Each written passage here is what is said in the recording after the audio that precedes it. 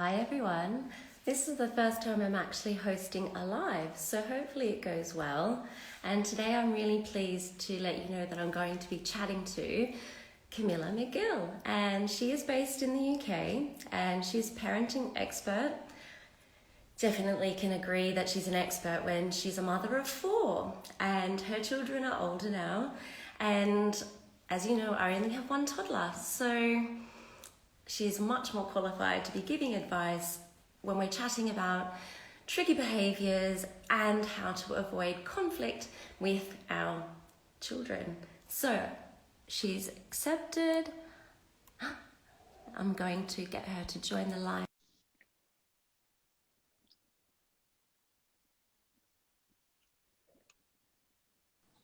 As if by magic. Yay! I'm so happy. Is it gonna work? Is it gonna work? Exactly.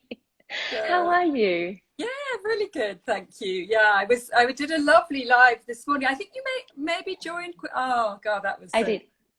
so. And I'm just really excited to be here with you. And I think I said to you when we chatted, social media has its downsides, the sort of comparisons, and everybody else's life can look so much better than yours, but it also has massive upsides that you get to meet like-minded people, share with people all over the world, chat in a really informal way, and so yeah, I love it.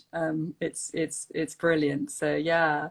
It really is because, especially throughout the pandemic, we've been told to keep apart Yeah. for our safety. And this is a way to bring us together Yeah. and to also reach out to experts that know what they're talking about and help us with everyday solutions.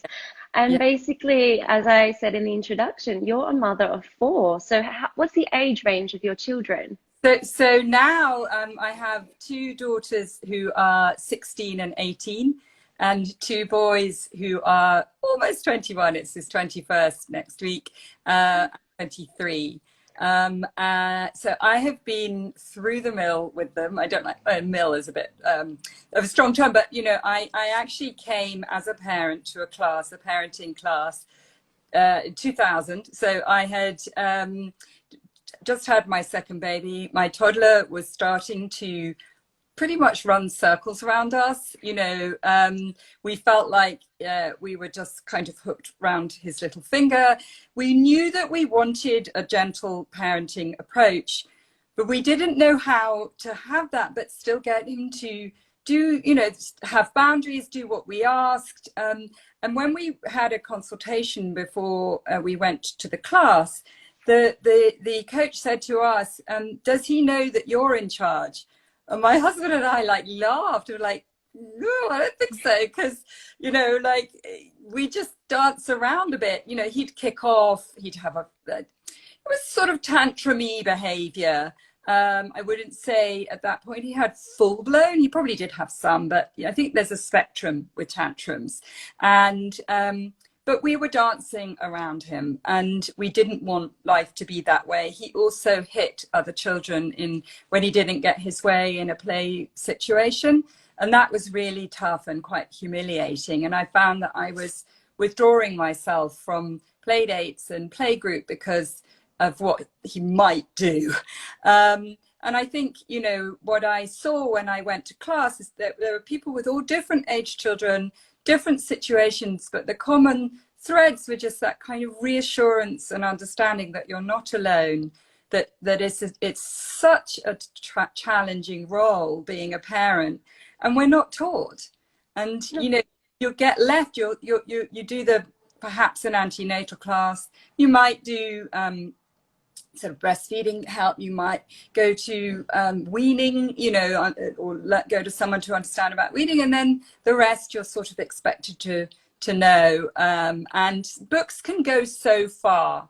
So I was into the books, but I felt like I needed to talk about my own situation and also tailor it to our values and his temperament. And that's why I found the classes so helpful. And so my background was training and development. And so I was like, oh my God, this is so inspiring, because I you know, I love working with people, and to work with parents and help them have the transformation that I had, which was to go from like feeling quite isolated, just feeling a bit all over the place, flip-flopping. You know, I kind of, right, that's it, we're just going to be really strict about this, and then thinking, oh, that's not really working, I don't want to be strict and shout, to sort of going, okay, go on, have it. And so I just, you know, I found this way myself, found it so helpful, and wanted to help others. So I trained quite swiftly after we'd done classes, and then I've been doing it ever since in all sorts of different forms. And I now work, I do video consultations with parents. We'll do a sort of package to help tailor whatever their needs are with their kids. And I do online courses that are combined with sessions with me, whether that's in a group or individuals. So, and it's I just, you know, I love what I do. It's just, it literally brings tears to my eyes when parents tell me how they've tried things that have come from my course or from the group session or from a consultation, and you know, that they're just, life at home is so much better. And I'll always say, you know, this is not to do with being perfect, and it's also it's just about, you know, really getting to know your child and getting to have the tools that we just don't know that are there often. So, and it's like, you know, slotting it into what you feel works. But I'll always say that if parents want to work with me, they've got to want to have a compassionate approach that is about connecting, and to want to be firm and boundaried. Because, you know, it isn't, when, I don't know if you heard me chatting with Carla, you know, we want good manners. We want consideration. We want our children to follow our lead, you know, do what we've asked. But without saying, you know, if you don't, then that's it, and threatening. And so, and there really is a way of doing that. And that's what I just, you know, I just love helping. And that's what parents are crying out for.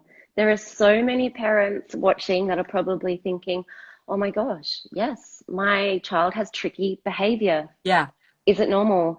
How do I handle it? Are people looking at me and judging me if it's happening in public? So I think what parents want to know, most of all, are tantrums normal? And what do you think is a normal range on that spectrum? Yeah, I mean, it's a really good question. And first of all, absolutely. So tantrums are a way of communicating, and they're communicating that that child is out of balance for a whole range of different reasons. And you've got to look at the sort of different bits of context to what would be triggering them. So yes, they are completely normal. Temperamentally, each child is really different. So my two boys were a bit more volatile. They were more reactive. They didn't respond well to changes. So that, you know, so they were a bit more prone to the sort of shouty, hitty type of tantrum. But that doesn't mean, you know, so it is very individual. So yes, they are completely normal. And it's so much about knowing the triggers, understanding the context, and never, ever punishing a child or threatening a child if they've had a tantrum, because it's what they're communicating. And, you know, so we have to be kind of detectives. We have to kind of put on our you know, like our antennae, radar, glasses, to sort of to figure out what the triggers might be. Now for some children, if they are on on one day having 10 massive meltdowns, that might be a sign that there's something more going on than just sort of general normal toddler behavior. And in which case you might want to look to a psychologist or something like that for a professional assessment. But the majority are totally normal, and they can range between a couple of minutes to 30 minutes. I mean, my second son, so my first son, I went to classes because of the sort of hitting and the sort of defiance, strong-willed. And the second one kind of crept up without us sort of realizing how challenging he was finding things. It was particularly triggered by having the third baby, which we didn't really realize. And I mean, he could have them that lasted a good 20 minutes, a good, like often probably, I mean, like I didn't really look at my watch, but it felt like a really long time. And I know I did a lot of things wrong. And that's why I love helping parents, because, you know, learn from my mistakes. And even listening to Carla today talking about touch, you know, I wish I'd had that as a sort of systematic thing, that I would connect with him through touch. But yeah, I mean, he could have really long tantrums, and you know, it's so hard. I mean, one of the things that I say to parents is, you've got to look after yourself. You've got to look after yourself. And, you know, I literally say that is being a good parent, is making you and your emotional balance and your well-being priority. Because if you're dealing with a child that's flaying around and trying to hit you and screaming, I want it, and you know that you've got to stand firm on whatever it is they want. But you know, you can easily lose it if you're not in balance. And then Totally. It's petrol on a fire. Yeah. So yeah, I mean, so I don't know if that, you know, kind of helps to answer that question. 100%, because a lot of it is our emotional state. And in that moment, each day we're different. We sleep well, we haven't slept well, we haven't eaten yet, or we have to rush out the door by 8:30 to be somewhere by 9. And so it's that, not now. And it's so hard to control your emotions because we're human. But I find when we're on form and we can take that deep breath, and sometimes I have to take a physical step back, I'm just like, oh, yeah, I can handle this. I'm going to role model the appropriate behaviors I want to see. But there are times when I'm just like, enough. And that's also okay, right? Sure. I mean, look, you know, we are human. So, you know, I said earlier, this is not about being perfect. But then, you know, there are ways to come back from that and model apologizing. So, you know, there's always a way out. You can do what I call a rewind. And you know what? That was so wrong of me. Let's just do that again. I'll even walk out the door and come back in, and you know, so let's just rewind that. Let's wipe that out. But one thing I was going to mention earlier is, you know, I really believe there's no such thing as a bad parent. There's no such thing as a bad kid. It's all about the tools to be able to help you be the best you can be, and bring out the best in your child. And you know, according to their temperament, according to all your values, according to your upbringing. And it might be that there's stuff you need to do work on yourself to sort of let go of that imprinting. Because did you find that you sound like your parents, your mum? Have you ever at times, I'll catch myself and I'm like, oh no. And then it's like, well, how did I feel in that moment as a child when I was being chastised, and trying to realize that's not the way I want to make my son feel, for example. Or sometimes it's also being out in social situations, because the world is very different. You know, I'm now in my late 30s and I've had some things did not exist. So if you went out for a meal back when I was a child, it was obviously you sat there, you colored, you were quiet, you're in your place. Whereas now there's the option of technology, and that's fine. But it's a totally different way Yes. of looking at the world. It's like, well, you can be there and you can be on your iPad, or the expectation is, oh, you're a child. And a lot of places now have a little play area and they can move around. And Yeah. so it's trying to go with the times, take information from your childhood and the books, as you were Yeah. saying. But if you're struggling, it is reaching out to an Yeah. expert, like somebody like you who has trained, but Yeah. also has 4 children. To me, that's just like, wow. One is hard. Yeah, no, I absolutely, yeah. I mean, it was, it's kind of a bit nuts, but it did give me the chance to test everything that I teach, because each of them is so different, so 2 girls, 2 boys, different temperaments. There's nothing that I teach that I haven't tested out on my own kids. And Yeah. what is lovely, I miss the little ones so much, but what is amazing about seeing them come through it into adulthood is that the foundation that we laid through sweat and tears and hard work, God, it's paid off.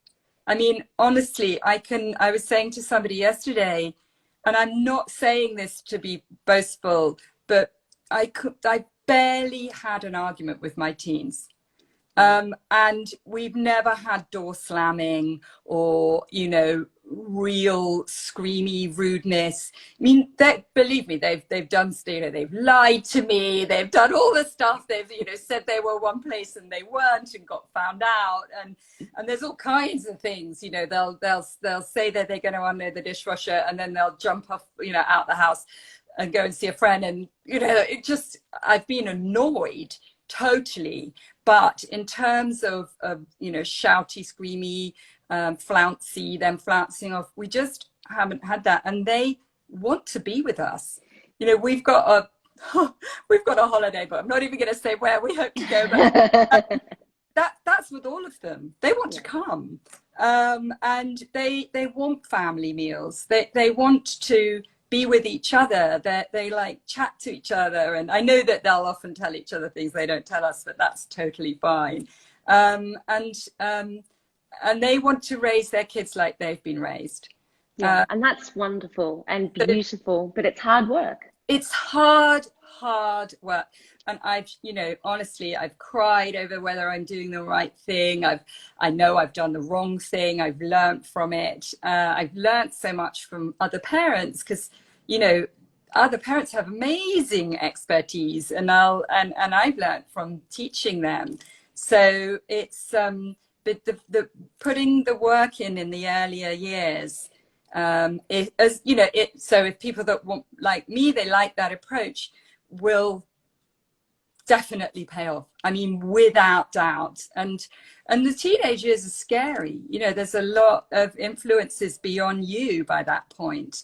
So they need to have that kind of the core values that and that's hard. Just even working out what your values are is hard. Especially, like you say, with other influences. And you start thinking, oh, is that okay? Isn't that okay? But I think what I teach is to try and kind of have that trust in yourself, and know what you believe in. Definitely. And that's a really positive thing, because that's what I try and impart to my friends, my family, or through my Instagram. Yeah. It's taking that time, the quality time, to do an activity with your child, whether that's preparing a simple snack, or a simple art project, or even as they get a little bit older, like my son will take out his scooter and I'll use my husband's, and I'm not great at it, but my son just thinks, oh my God, that's amazing. Yeah. And so I think it's, taking that time and also being, I don't know, a little bit vulnerable. It's like, I'm trying something I'm not confident at, but we're doing this together. They love that. And it's such, I think all parents are so time pressed. And, in terms of what you're doing, which is wonderful, it's just showing, really simple activities to do together. There's so many learnings in that.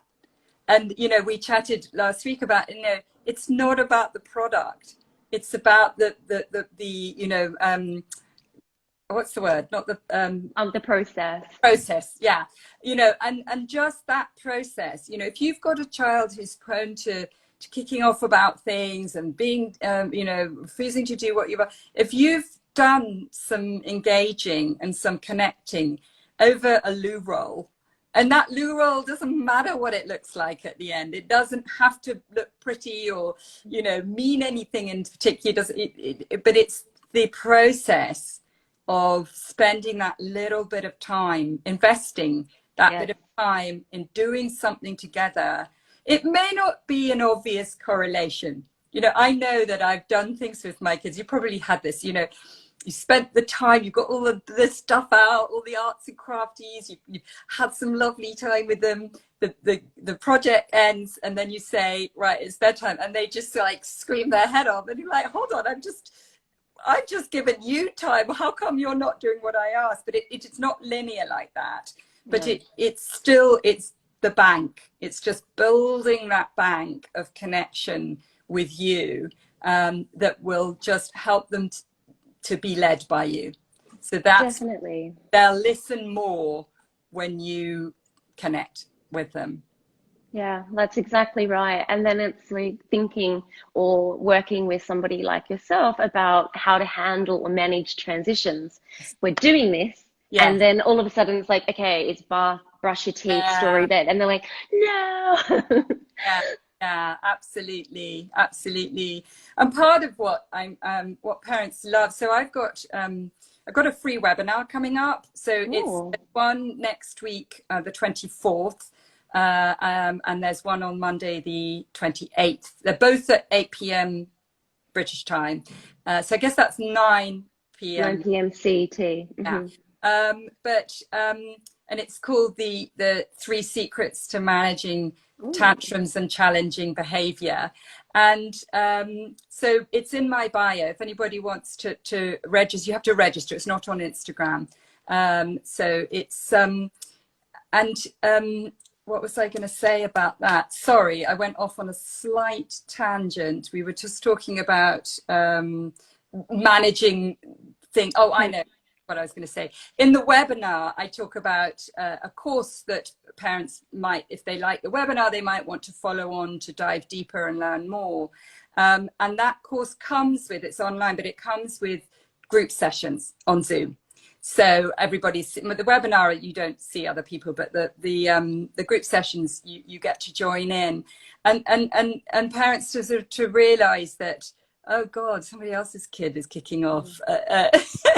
It's not just me, and you know, and then someone else will pop up with a lovely idea. There's something called a Tome box.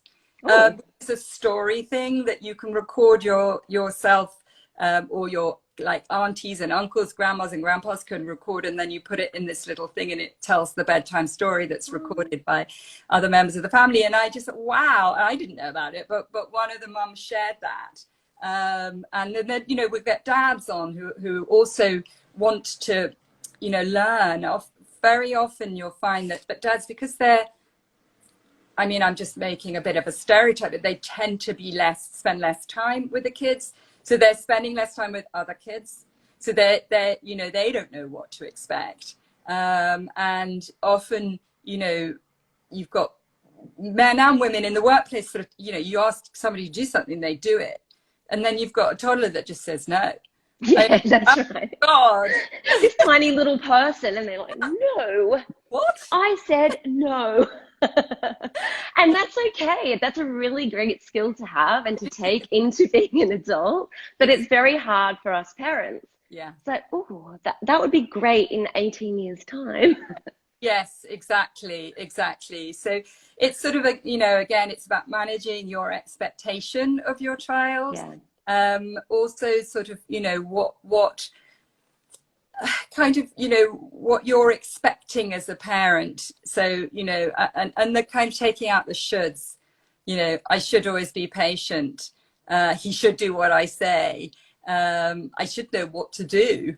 And it's, you know, I'll just say, let's take that out the equation, and let's look at what you can do that's different, and what they, you know, what they're like. standing in their shoes. So parents will often say, you know, one of the biggest things that they got from my course is that it helps you stand in the shoes of a child and Beautiful. really understand. I mean, one really simple thing is literally getting down and looking at like what the world's like from their level.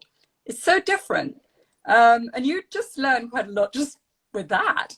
But yeah, just, you know, what should we expect? Which sort of comes back to how long is a tantrum, which you can't do, you just don't know.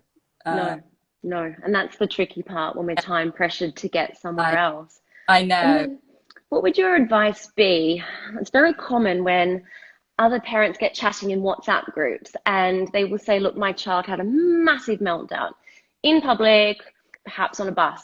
Yes. And I didn't know what to do. And I felt all eyes were on me. Yeah. So I bribed them with chocolate or should I give them an iPad? Like in a moment like that, should they be distracting and using bribery like food, for example? Yeah. Well, I mean, it's a pretty difficult question to answer as one of, I mean, in my course, which is called the Tantrum Taming Toolkit, there's a whole module of different tools that you might use to help deal with things in the moment. I mean, one of them might be to get to really know your child and know what's going to be, what might trigger them. So you might be able to avoid it, but say it's happened. I mean, I would just say, look, most parents are really sympathetic, and mostly what they're thinking is, thank God it's not me. Yeah. Makes my kid look normal. Oh, wow. Yeah. And if they're not, then they're not your tribe. You know what? Who gives a stuff? And that's, again, sort of partly valuing yourself as a parent, learning the right tools, not putting yourself down. This tantrum isn't a reflection on you. It's just the child having a really hard time in expressing it. And I would say there's lots of different tools to know how to deal with it. If they're having a massive tantrum over the fact you've said no to a lollipop, I really don't advise giving them the lollipop. I know that that's not always easy, but I would advise just sitting it out. And there's lots of different ways that you might do that. You know, you might pull out of the bag a distraction. You might use some touch. You might just use some empathetic words. Or a combination of all of that, and just help them through it.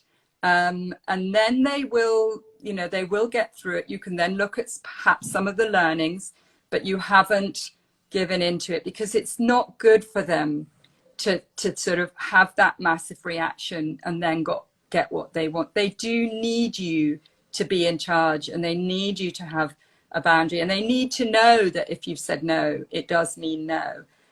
So they're not manipulating.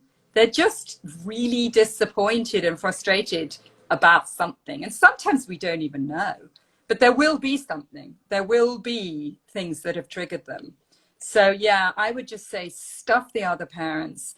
You know, I've totally been there. And what you know, usually you might get someone going, oh, you're doing really well. That's what I try to do. If I see a child having a tantrum, I'll go to mother. Because it's so hard. But children, you know, they have big feelings, big emotions, and they don't know how to express them otherwise. And that's what it's all about. So yeah, you're right. And I usually try and teach through activities, labeling emotions, or when I read a story and pointing them out. Would you advise that as well? Brilliant. Yeah, totally. And talk about your own emotions. You know, oh gosh, I felt so frustrated when I was stuck in traffic and we were late to get you to your class, and oh no, I've misjudged the time and I didn't realize, and now we're a little bit late for dinner. Or, you know, just talk about your own emotions, and that helps them to have the vocabulary. I mean, in my course, I have a whole module on different ways to validate emotions and to express them, and you know, literally the words. And if I get this little pig, one sec, I'm going to show you the pig. Yeah. So I get Piggy, and we do a little role play demonstration that shows, you know, what I do, the voices for the parent and the voices for the child, and it just shows that you know how to express it for them.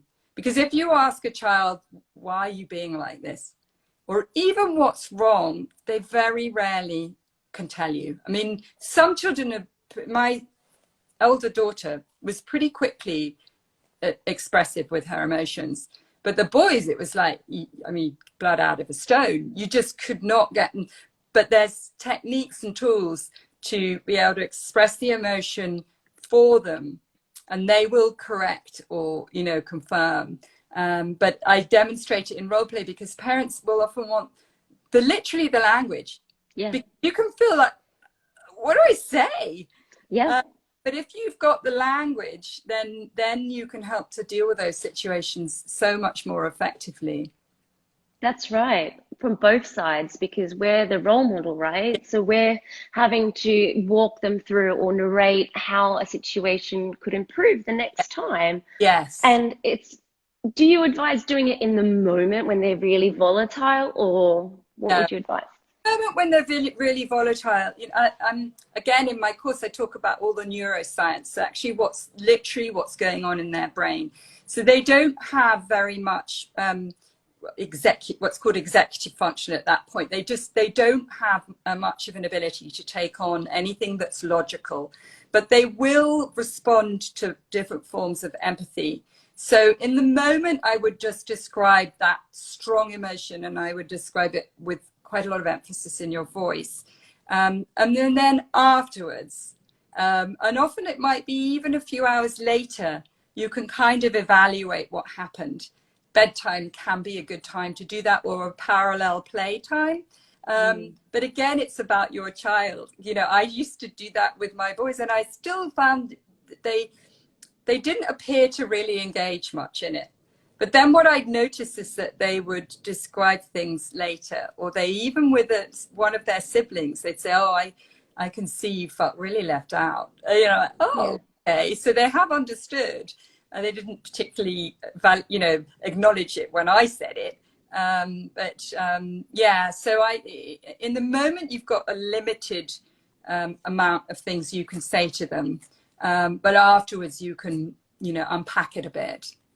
Yeah, that's really good advice, because it's just important that we use the time we have with them, whether it's a role play or with puppets or imaginative play, just to kind of put our values and our narration of how they could handle a situation differently the next time.